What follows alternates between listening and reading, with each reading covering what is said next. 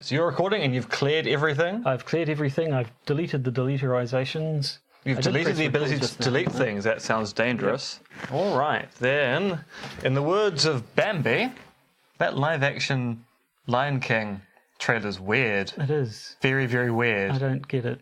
The only way it would work would be if David Attenborough narrates the entire thing and it's just animal shots. I'm glad they got James Earl Jones back as Dad, but I'm not entirely sure by the person doing Scar. Even though I'm not a big fan of Jeremy Irons these days, his Scar is delightful. He does camp. Yeah.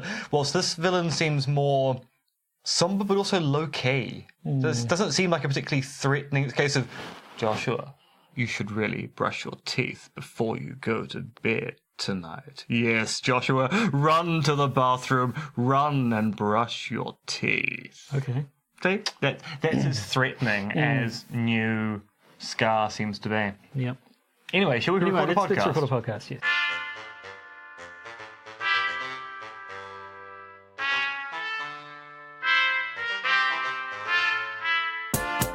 The Podcaster's Guide to the Conspiracy, brought to you today by Josh Addison and Dr. M. Dentith. Hello and welcome to the Podcaster's Guide to the Conspiracy. I was about to say it's a dark and stormy night here in Auckland, New Zealand, but the rain seems to have stopped, so we might actually get a nice clear bit of recording, which would be nice. It's true, although at some point in the next few weeks you are going to get recordings that have thunder, wind and lightning. Now the lightning will only be effective if you're watching the video version of this podcast/vodcast, but the wind and the thunder will be exciting because that is Auckland in autumn. Most interesting. At any rate, I, of course, am Josh Addison, and sitting next to me, of course, is Dr. M. Dentith. I don't think we have any opening remarks, do we? Should I just improvise something while you hit the booze? Get yourself good and sauce. The technical, it is the sauce. The hooch. Now, I should point out, no one has given us $500, so I still can't reveal the secret of how I turn my enemies into this wonderful skull glass. Oh, well. 500 smackaroos. You want to know, you stupid idiots out there. You've probably blown more than that on Kickstarters for rubbish. You've probably blown more than that on Kickstarters for rubbish. Yeah, I once kickstarted a coffee machine that never got made. Yeah, well, these things happen. I was really annoyed by that. I didn't do much kickstarting because I'm cheap, but maybe I should. Maybe you should. Maybe everyone should. We should have a Kickstarter for this podcast. What would we kickstart? A better version of this podcast. Excellent. Well, we'll think about that. Although we would go through the local version of Kickstarter. Pledge me. Yes, we would. Because otherwise Anna would kick my ass. But anyway, while we think about that, we should probably fly into some news. Although looking at our list, I see it's less new news, and more old news, or olds, if you prefer. We don't, but we're going to get straight into it now. Updates and retractions. This week, it's all updates and no news. Well, except updates which are news. And nothing is being retracted. Frankly, this segment only exists because of a sting. But what a sting it is. Now, in local news, we have an update on the Anne-Marie Brady case. If you recall, she's the local academic who believes, and it seems with good reason, that not only is she being spied on by Chinese authorities, but also that they've broken into her office, sabotaged her car, and other, frankly, disturbing things. Last time we updated you on this, we reported that the New Zealand Police Force investigation into Marie Brady's claims was nothing. Having consulted with Interpol and other bodies, the result of the investigation was it was still up in the air as to what had happened and who had caused it. So, news this week that an Australian current affairs show has said Australian government sources have confirmed that intelligence assessments identify China's spy service as the prime suspect behind the intimidation of Brady. Well, that's caused a bit of a fuss, with even our Prime Minister weighing in to say she had been given no such intelligence. The assumption being that given we in Australia are both members of the Five Eyes Network, a shared intelligence program, the anonymous Australian government source can't be correct.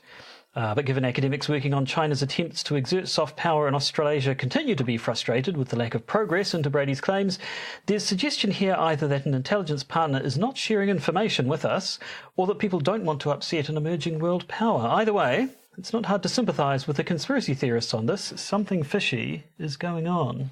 It is. I mean, it's a really interesting case in that the media seems to be quite convinced that Chinese authorities in some particular respect are behind the hacks, the burglaries, and maybe the sabotage of the car.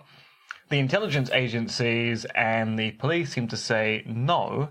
It's a quite fascinating situation. The question is, are people tilting at windmills with a kind of yellow peril narrative, or are our intelligence agencies letting us down, a la what happened with March 15th down in Otautahi, or are people covering up things because they don't want to disturb someone? It all seems a bit fishy.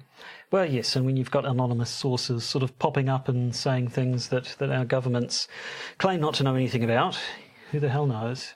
Well, yes. Now, talking about who the hell knows, more local updates. The events of March 15th, the terror attacks in Otautahi, Christchurch, is getting a Royal Commission of Inquiry to find out who the hell knows. Basically, this is the highest level of investigation this country can run, a little like a grand jury in the US. It will be chaired by Supreme Court Justice Sir William Young and is expected to report back to the government in 8 months' time. The key agencies taking part in the inquiry will include the New Zealand Security Intelligence Service, the Government Communications Security Bureau, the New Zealand Police Force, Customs, Immigration, and other relevant government agencies or departments, and they'll be looking at what these agencies knew or should have known about the terrorist and his preparations prior to the event. The terms of reference largely reflect why we were so concerned about surveilling Muslim communities, but not far-right groups at the time. Now, critics are concerned the inquiry is both short on time and the terms of reference are rather narrow, looking at only one potential issue rather than asking about the possibility there were systemic failures at work. But this and the new gun laws recently enacted do show that the government is interested in ensuring that this doesn't happen again, which is a pleasant change of tact from certain allies who seem to be back to excusing white nationalism and white supremacism. Fortunately, we don't talk about those allies at the moment because we are so damn sick of the sight of them or the sound of them, or whatever. Although we probably could talk more about Australia, but we're going to. We are going to talk about Australia. So let's move on for now. And finally, some good news, kind of, for the family of Jamal Khashoggi. Despite a lack of progress in getting behind who and why Khashoggi was killed at the Saudi Arabian consulate in Ankara, his children, at least, are now receiving million-dollar houses and monthly 5-figure payments from the Kingdom of Saudi Arabia as compensation for the killing of their father. It appears to be both compensation for a wrong and an attempt to keep Khashoggi's siblings and children quiet. And they have been notably quiet in their criticism of the kingdom, probably rather understandably, given their father's fate. So, I mean, is this at first glance it feels like hush money, although the government has sort of said, no, this is the sort of thing we do. This is a routine thing the kingdom does in situations people of this kind. Family members of people who've suffered some sort of a tragedy. Who've been brutally murdered in our consulates overseas. So, yeah, it's all a little bit, I don't know. I mean, going from the way the story's progressed, the House of Saud do seem to be used to kind of saying whatever they want and have that believed. And have been a little miffed in the past when they haven't been taken at their word. So, yes, they say this is just them doing good. I mean, I believe most of the children don't actually live in Saudi Arabia, and so it's not certain whether, it's like their dad didn't want to go back and was, picked up. They'd tried to get him back to Saudi Arabia and had supposedly sort of picked him up in the consulate. So now is it them trying to entice the children back with a new house and free money, or what? It is all rather suspicious, and given there doesn't need to be any particular rush to punish anyone, we will have to see. And then one last update. You are exempt. Yes, I am exempt. So I applied for an exemption to hold a copy of the terrorist manifesto relating to the terror attacks down in Christchurch from March the 15th. I applied for the exemption. I have the exemption. I am now one of the few people who is legally allowed to hold a copy of the manifesto in the nation-state of Aotearoa, New Zealand, for 1 year. Yeah. I can reapply for that exemption in a year's time. There's no cost to that. I'll just have to explain why I still need access to it. In a year's time, it may be that the judicial inquiry into the classification has been completed, and maybe the exemption won't be needed anymore. But given that I'm doing some work which may touch upon needing to at least cite the existence of the document and maybe refer to it during my research, I thought it'd be wise to spend some patron money, your patron monies, patrons, to make sure that I can hold a copy for at least a year for research purposes. And I assume, what's for in an academic sense? I mean, I assume you're not allowed to actually quote it. I could if I wanted to. The question is actually whether I am going to quote it or not. I'm at this stage much more content to refer to it and have the document there to make sure that when I refer to things said in it, I'm referring accurately. But at this stage, this close to the event, I'm not inclined to quote it. No. But who knows, maybe in 4 or 5 years' time, quoting the document may make perfect sense depending on what I'm writing. Oh, well. So that's it for our updates, and we move into the main section, which is fairly strongly related to this topic, and also a good look at our cousins across the ditch, by which I mean the Australians. Not the giant penguins who live in Antarctica. No, not them. One day we'll talk about the giant penguins who live in Antarctica. They guard the city of the Elder Thing. Ka-clow! Ka-clow! And now this.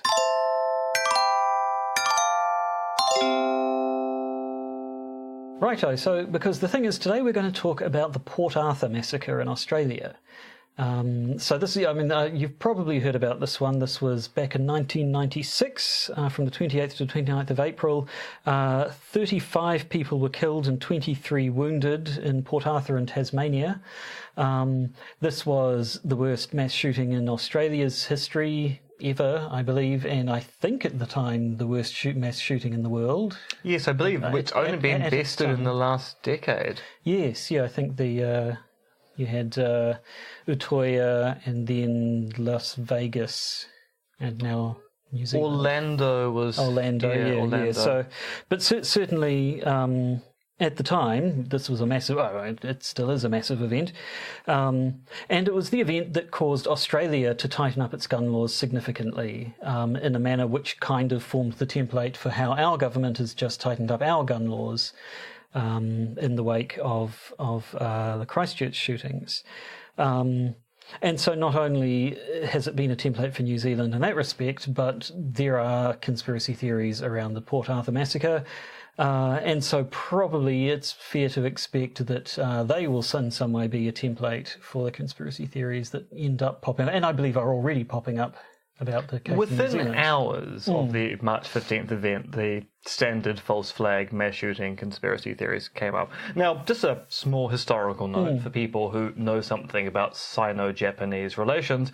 This is not the first Port Arthur Massacre. There actually was a Port Arthur Massacre back in 1894 in the First Sino-Japanese War, where between, and I want to stress this, between 1,000 and 20,000 Chinese service people and civilians were killed in the coastal port of Port Arthur, which is now known by its proper name, which is Lishonku. Yeah, that's a bit of a margin of error there, between 1 and 20,000. Yes, and actually it's quite interesting to look into this because these numbers, the bigger number comes from the aggressing Japanese forces who wanted to celebrate how many people they killed. As people point out, it's estimated that back in 1894, the population of Port Arthur was only about 13,000 people. So even when you add in a whole bunch of troops, you're probably not going to get to 60k. So they're going, well, it's claimed only 37 people survived the massacre, which means you have 13,000. Plus however many troops there are, which would get you somewhat close to, say, 16k.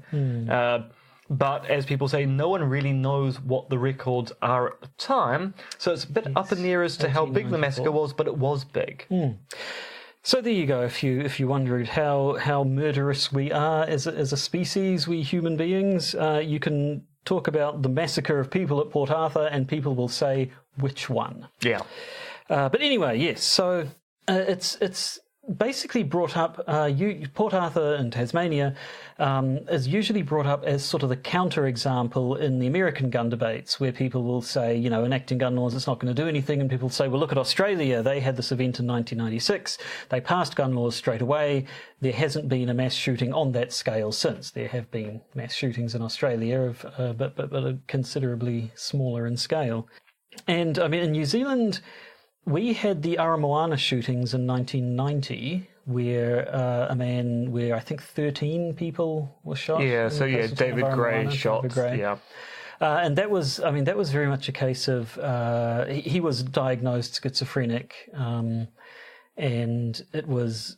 There was at the time, I think there was talk of Rambo-style military weapons, which we had some legislation against at the time, but it was very much. I think it was. Like, from what I've read, it was more based on kind of what they looked like, sort of the shape of the weapon rather than what it actually did. Although it did result in the Thorpe inquiry, which was a massive inquiry into our gun laws at the time. The Thorpe inquiry came back with basically all of the recommendations that have just been passed by our parliament now to enact gun control.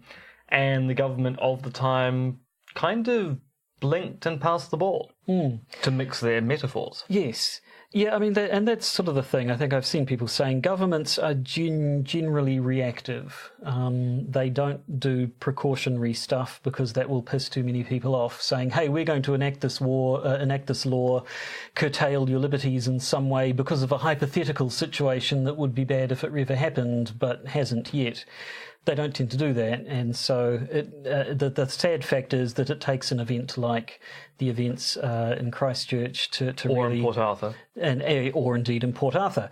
And that's one place where the conspiracy theories start, because apparently there had been, as in New Zealand, there had been inquiries and looks into maybe doing something about gun control laws in the past, and particularly there was a summit in 1987 in Australia, and apparently at the time, basically there was this gun summit. I believe nothing really came of it. They didn't tighten up gun laws in any way, and the former Premier of New South Wales, Barry Unsworth, apparently said at the time, it will take a massacre in Tasmania before we get gun reform.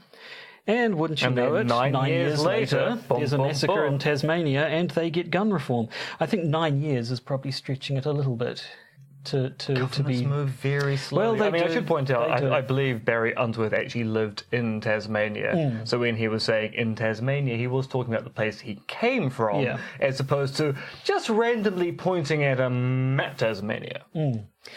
Now, recently, the conspiracy theories around Port Arthur have been in the news.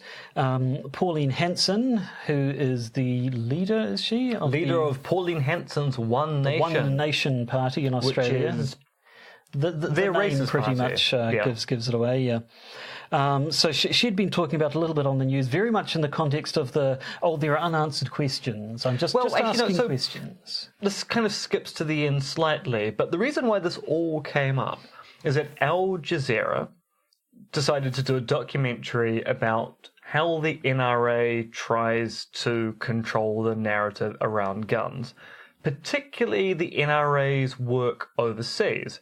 So Al Jazeera kind of set up a sting operation where they contacted various politicians in different countries, including Pauline Hanson in Australia, and organised a meetup saying, look, and they were pretending to be the NRA, look, what could we do to help change the narrative around guns, knowing that the NRA actually does proactively do this. There's been other news in Australia recently about people getting drunk and then contacting the NRA to ask for money. And Hanson basically goes through and talks about how what she really needs is about 10 to 20 million Australian dollars so that she can run a campaign to get more parliamentarians and senators into the Australian political system so that then they can start looking at loosening gun control. And while she has this conversation, she brings up Port Arthur and goes, look, it's very suspicious.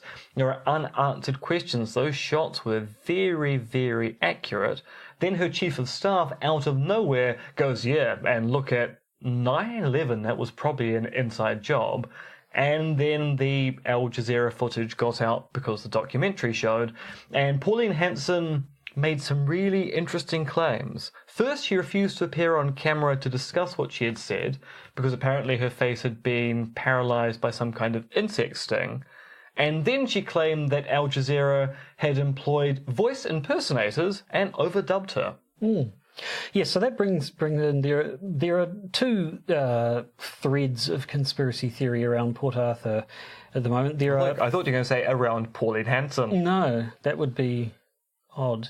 So we have the conspiracy theories about the massacre itself, which tend to follow the same sort of false flaggy narrative that we're sick to bloody death of in this podcast by now. But there are also the conspiracy theories coming from the gun reform type attempts that we're seeing right at the moment, where organisations like the NRA have been trying, it seems, covertly or not so covertly, trying to influence legal decision-making in other countries. And here, our Minister Judith Collins...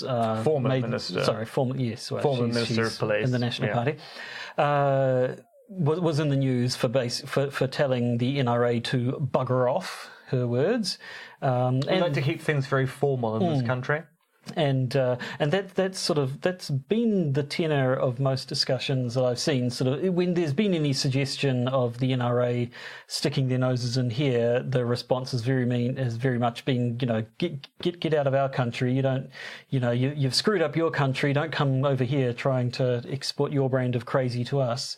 But that's been when it's got out amongst the general populace. But amongst people who would actually would be fellow travellers of the NRA. Possibly things have gone a little more smoothly, but more covertly. It's important to note that the NRA does have a vested interest in the gun laws of countries overseas. As NRA spokespeople have said in the past, the problem with Port Arthur is that because Australia enacted gun legislation so quickly, many people's reaction to mass shooting events in the US is to go, well, Australia could do it, why can't we? So it is in the NRA's interest to weaken those kind of narratives if they can then say, but these things can be rolled back. And the NRA has spent money, both in Australia and in Aotearoa, New Zealand, trying to fund gun clubs to get them to be proactive about loosening our gun regulations here. And there's nothing hidden or conspiratorial about that. They do that openly. It's more of a question when they start trying to manipulate politicians to change these laws, that things become slightly more awkward because we don't have the same kind of lobbying rules that the US has for these kinds of organizations. And even if we did, we consider that kind of lobbying to be highly suspicious, if not outright immoral. We certainly do. Yes, I mean, as we said at the start, Port Arthur is sort of one of the key counter-examples against the likes of the NRA, saying, look, gun control can be done and it works, see? But I find it interesting that it was really, I mean, mass shootings have been around for as long as there have been firearms, I guess. That wasn't really Columbine was kind of the first one in the States that really got people's attention, and that was 1999. So that was so Port Arthur actually predates all the sort of more recent noteworthy mass shootings, especially in the States.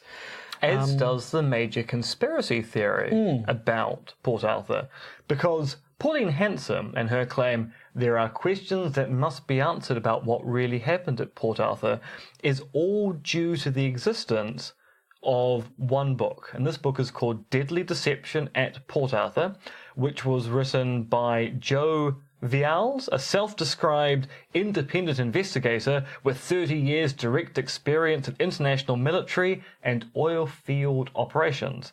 And in Deadly Deception at Port Arthur, Viles basically puts forward the thesis Port Arthur was, and this is back in 1999, the same year as Columbine, that Port Arthur was a PSYOPs operation designed to enact gun control in Australia. And the interesting thing about this conspiracy theory is that it actually happens. And our complaint always about the false flag conspiracy theories is, this mass shooting was a false flag by the Democrats and Obama and George Soros and what have you, so that they can bring in gun control and disarm the citizenry.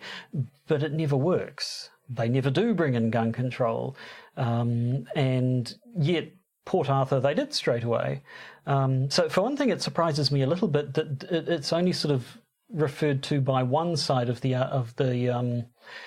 argument, saying, as an anti-gun or pro-gun control argument, saying, look at Port Arthur, the Australia reacted and it worked. When I'm surprised it hasn't been more, look, this thing happened and straight away they enacted gun control. So, that's this shows that that's what governments are up to. I don't see the pro-gun people pointing to Port Arthur. I wonder if that's just because it's another country and also 20-odd years ago. There is this rather horrible notion that maybe the land where most mass shootings occur, the US, isn't particularly up to date with politics outside of the continental United States. Well, indeed. Well, as it turns out, we are very up to date.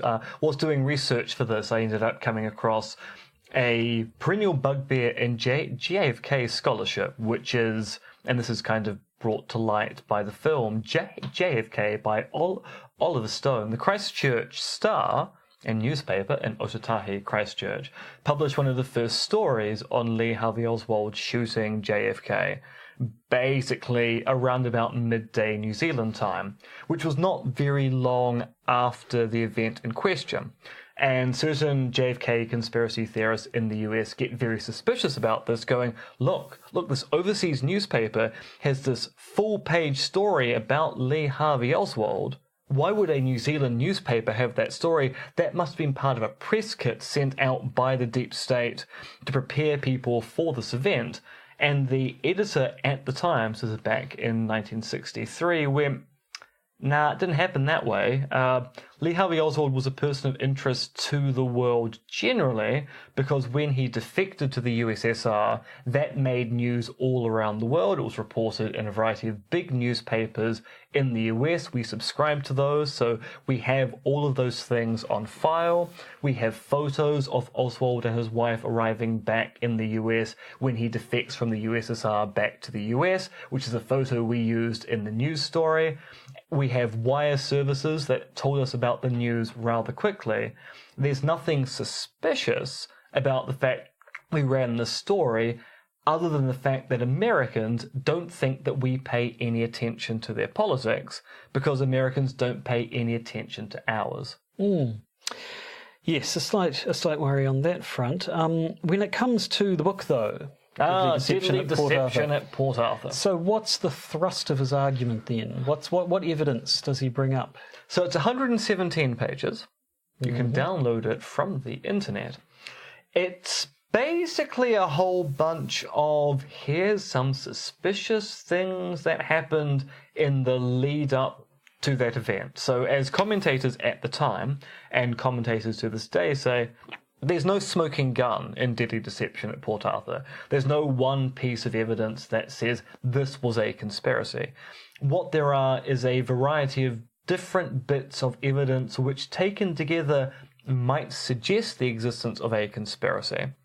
But many people go, kind of doesn't, because you can't find a unifying form as to what went on there. But some of the kind of evidence that he's concerned about, and this comes from a précis of Deadly Deception, which was written by someone who claims the following expertise. I have had much experience with officials over the last 10 years, mainly writing to them right up to the Governor-General and logging their resolute non-replies.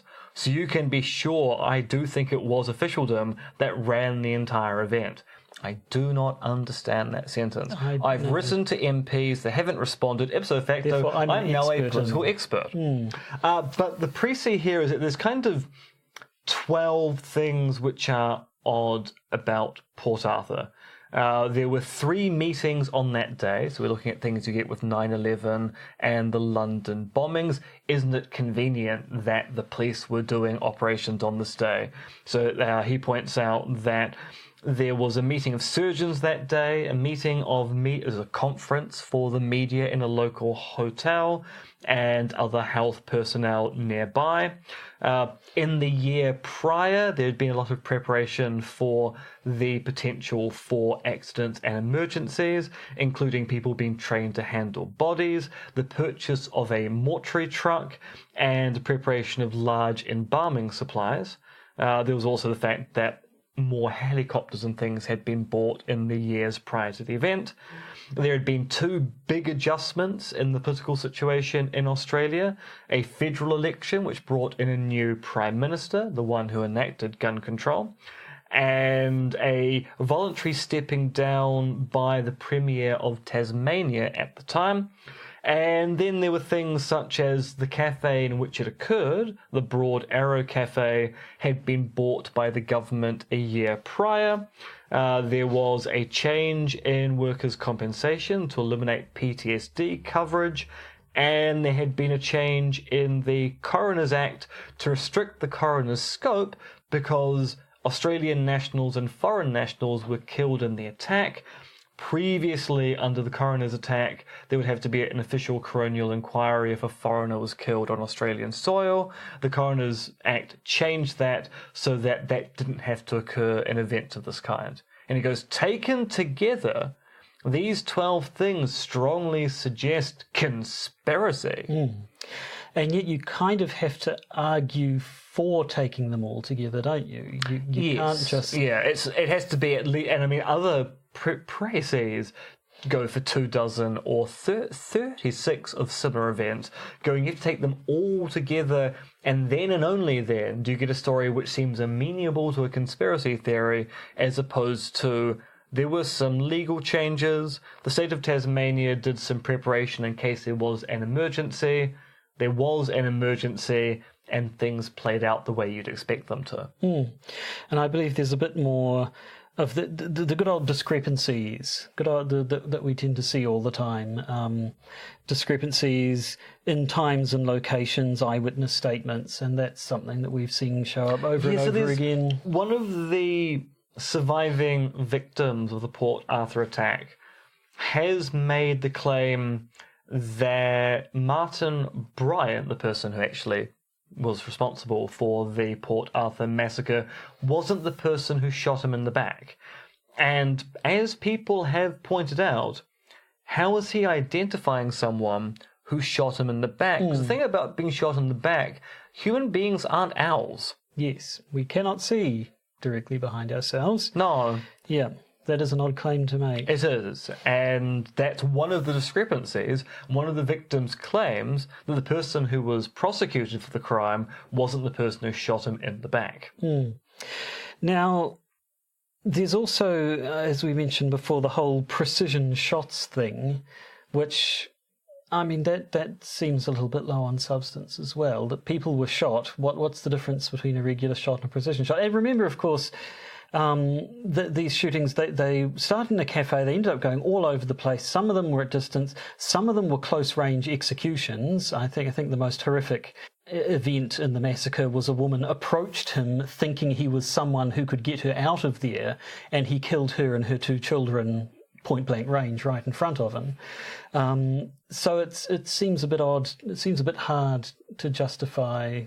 You know, do they mean people were shot in the head or what? Or the fact that people were shot at all if he was aiming from a distance? I don't even know exactly what that means. And the thing is, people running away from someone with a gun, most people do tend to run in a straight line. It's unfortunate to say, but people running away from you in a straight line are much easier to shoot. I mean, the more interesting discrepancy, and this is not necessarily a discrepancy, there is the question of motive with the Port Arthur Massacre. So with the March 15th event, we have a very clear motive. Someone wanted 70 to odd start pages of motive. a race war, basically. But Bryant's motive continues to be elusive if not politically non-existent. I mean, no motive has ever been released into the public sphere. The only person who might know why he did it is his lawyer, who is bound by confidentiality not to actually talk about it. There's also, similar to what's happened over here, there's been very, very limited coverage of Bryant. At least his name is known, but they've made a point of sort of covering him as little as possible. Apparently there is one time when journalists came to talk and took photographs. They were made to take the film out of their cameras and destroy it in front of him, so that so it was clear to him that his image wouldn't be getting out. He's not allowed to listen to the news at all. He has a radio playing music only, because they didn't want him to ever hear about any news, any coverage of his deeds, because apparently the only thing approaching a motive that has come out is that he was apparently very interested in hearing about exactly the effect that he had. He was very, very, very keen to know exactly how many people had died. And he so it sounds like he was just in it for the infamy. He just wanted to be known as having killed lots and lots of people at the time, indeed more people than anyone had ever shot in a single mass shooting. So that's a definite point of difference here in New Zealand. I think another one perhaps is, again, we have the manifesto documenting motive. We also have the video stream, which makes it a lot harder to basically talk crap about it. Except that, of course, it actually doesn't. Well, because as someone who's looked into this, there are a lot of conspiracy theories about that video as to what's in it or not in it. And to a certain extent, to be able to debunk some of these conspiracy theories requires you to have viewed that video to confirm or deny claims being made about it.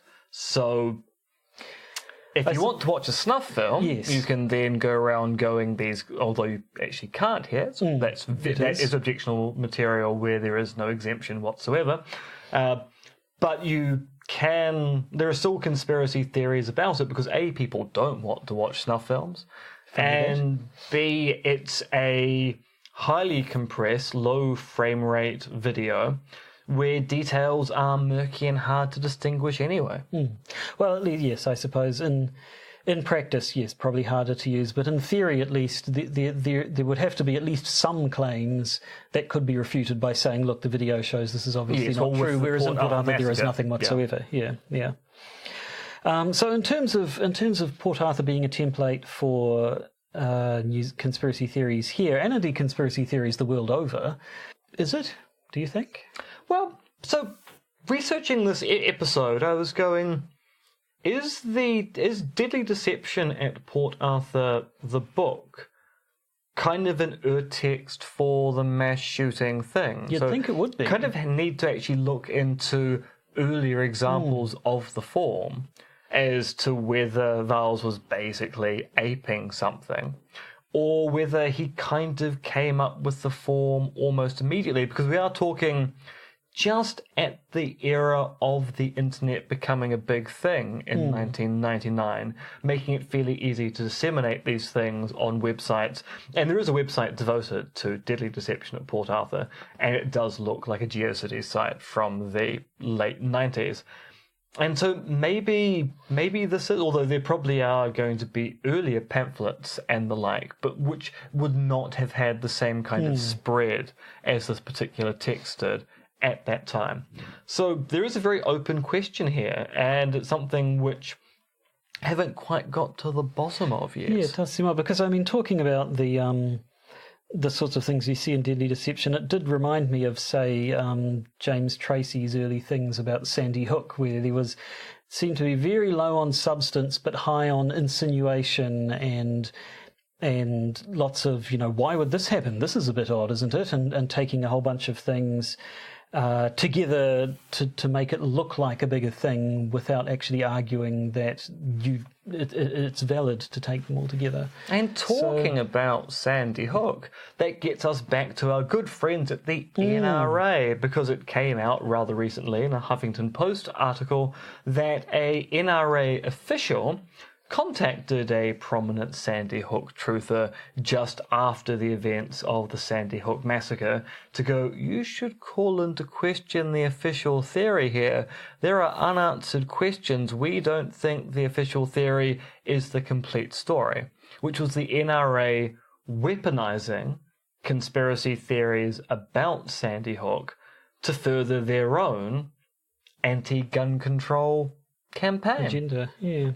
Yeah, and I mean, at the end of the day, these things, they all sort of turn back on themselves and feed into each other. We've said before about how false flag conspiracy theories tend to rely on all the previous events also being false flag conspiracy theories, which rely themselves on previous events, and they all sort of feed into one another. So any conspiracy theories that are coming out right now about our own local version of events, as well as having the more local Port Arthur Massacre to rely on, have 20 years worth of this sort of false flag theory stuff, providing a template for them already. So, bugger, I think is all I have to say. Yeah. So I think that's depressing enough for now. Probably, It is. I think. It is. So, after the break, for patrons who pay a little bit of moolah to hear more of our prevarications on conspiracy theory, you're going to find out about an interesting pathological aspect of Princess Diana's death that might shed new light on the conspiracy theories around her death, or it might not. You'll find out about an instance of what appears to be satanic panic here in Aotearoa, New Zealand, and an interesting story here. Let's read the headline. Twitter suspended dozens of Hebrew language accounts run by a strange Chinese religious sect. Now, what's that about? I don't know. Not the best headline I've seen today. Obviously, the best headline I've seen today was the one about doctors finding bees living inside a woman's eye, drinking her tears. See, for a long period of time, I refused to click on any links because I thought that it has to be poetry. But actually, it turned out to be true. Turned out to be real. There were tiny bees in her eyes, feasting on her tears. That's basically what the internet has brought us to. That's basically what the internet is, really. The internet is an eye bee feasting on our tears, I think. It's sad because it's true. But what's not sad, well, actually, I was going to say what's not sad is that it's the end of this episode, but it is a little bit sad. We have to say goodbye for now. Then we'll say hello to our patrons. Hey, guys. Yeah. And then we'll say goodbye to them as well. But then in a week's time, we'll say hello again, and the cycle of life continues. We're going to break into a Beatles song. I was thinking of the Exponents, but... Oh, you say hello, I say, yeah, I was thinking, I need to say goodbye, even though I'm... Anyway, I'm not drunk, and Exponent songs are made by and for drunk people, so we won't sing them right now. Instead, we will say goodbye. Hello! And goodbye. Hello! You don't quite seem to have the hang of the saying goodbye business. Hello! Right, I think we'll just have to leave it at that. Hello.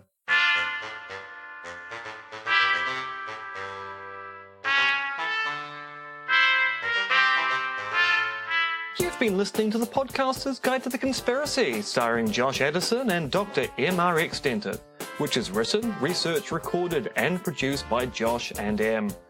You can support the podcast by becoming a patron via its Podbean or Patreon campaigns.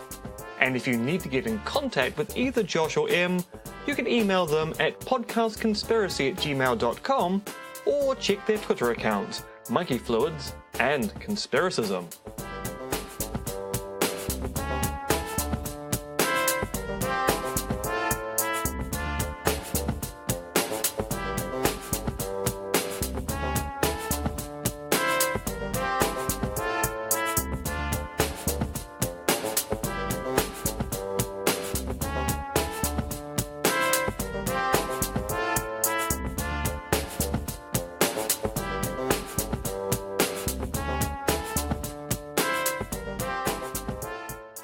And remember, Soylent Green is meeples. When you speak, you sound a little bit like... Like this. I have my microphone upside down to guard against those accursed plosives. Plosives. No, see, that didn't peak at all. Nancy Pelosi. Peter Piper picked a peck of pickled penises. Yes, we both knew that was, that was the only way that sentence was going to end.